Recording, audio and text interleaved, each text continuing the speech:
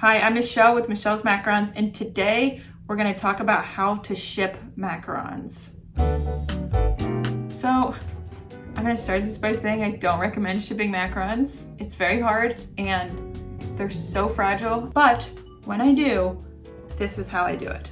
Okay, so we've got a box, okay, but it's not just any box.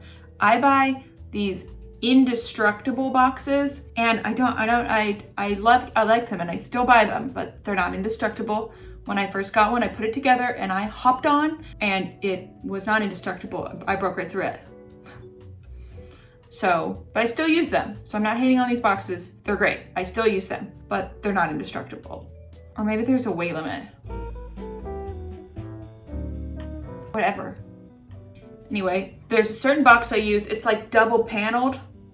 Then I've got bubble wrap. You want a lot of bubble wrap and an insulated mailer because I have to ship my macarons cold. Also, make sure you freeze them before you ship them. Especially when it's like hotter out, the filling will melt and the macarons just don't taste as good if they haven't been kept cold. I think they lose a lot of their moisture and they get gross and dry. And there are better filling recipes that you can ship than other ones. Like if it's like a thicker filling, that one's usually easier to ship.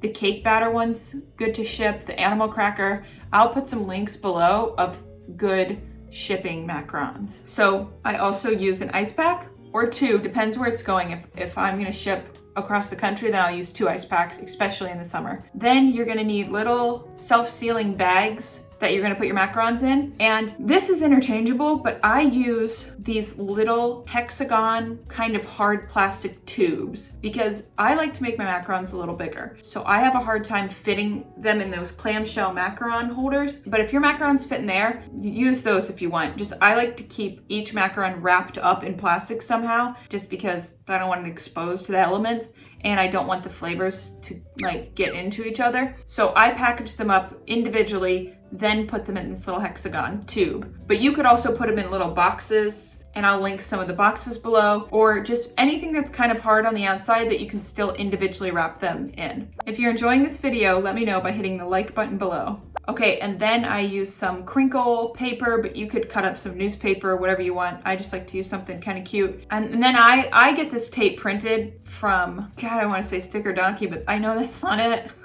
Sticker Mule. So I get my, I'm sorry, this isn't sponsored, obviously. I get my tape custom made from Sticker Mule, and you could get your logo on there or something like that. I usually stamp my boxes, and then I wanted another tape that would be really pretty to go on the box. And you'll need some clear tape or any kind of tape. So let's fold this box. It's kind of hard to do, but you kind of have to do it with both hands and maybe push it in with a hip, you know? Yeah. These boxes are a real pain in the A, but I'm still buying them. Also, not sponsored, so I can say whatever I want. Okay, good. That's how you put it together. Just set that aside. See how it's like double paneled to really kind of, but the top is not double paneled, which is where I feel like I would need extra support. Whatever, I'm not a box maker. So then individually wrap all the macarons. I think this is very important because I don't want them to taste like each other. All right, now these come flat, but put them together, and I didn't do this here, but tape that on there. It doesn't stay on that easy. So put some tape around there so that stays on, and then cut individual pieces of bubble wrap because the important part is that the macarons are not touching each other because they just squish together. So package them up, and that bubble wrap is probably not food safe, so I like to package the macarons and make sure they're not actually touching the bubble wrap.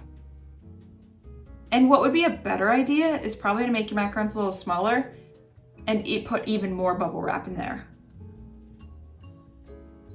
Okay, so layer bubble wrap in between each macaron.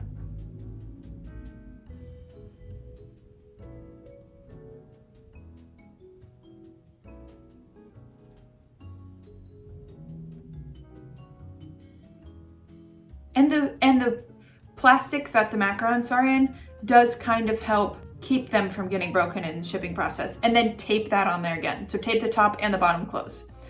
Then you're gonna cut some more bubble wrap and put that around the outside.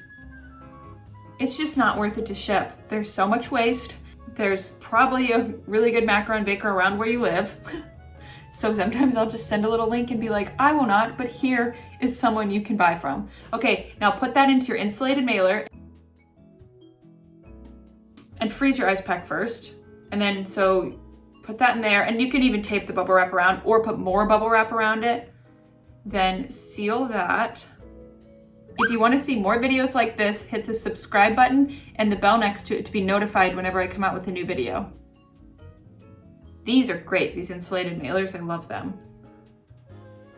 Okay, now pack this up with some of this stuff. You could do peanuts or whatever, those foam peanuts too.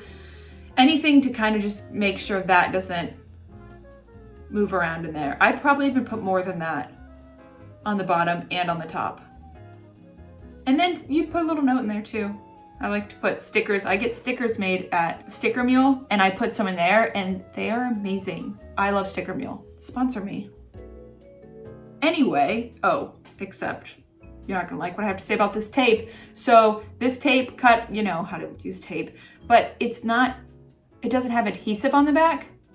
See that? You would think, nope. You have to, I know that this is the best way to make this tape. I'm sure Sticker Mule knows what they're doing. It's just such a pain. You have to wet that with a sponge every time you put it on the package. So if you're doing like bulk packaging, you got your sponge, you got your tape, and you can just get an assembly line going, but it is still a pain because you have to touch it and it's sticky. But that being said, I love this tape and I still use it, and it will absolutely not come off like some other tapes out there.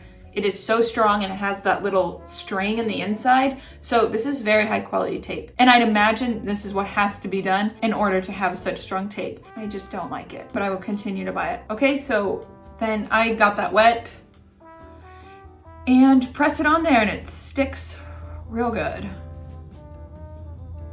And once again, you can get your logo or anything printed on that. Non-sponsored. Now, I put a little tape on the outside edges. I don't know if this is totally necessary, but usually I have a note in there or a sticker or something, and it will slide out if I don't seal the edges. Then I'll usually stamp the boxes so it says Michelle's Macarons on it. And also there's some cute fragile stamps you can get on Etsy or something that are also good to put on there. I feel like no one really listens to that when you say that it's fragile, but it's still a cute effort. So there, indestructible.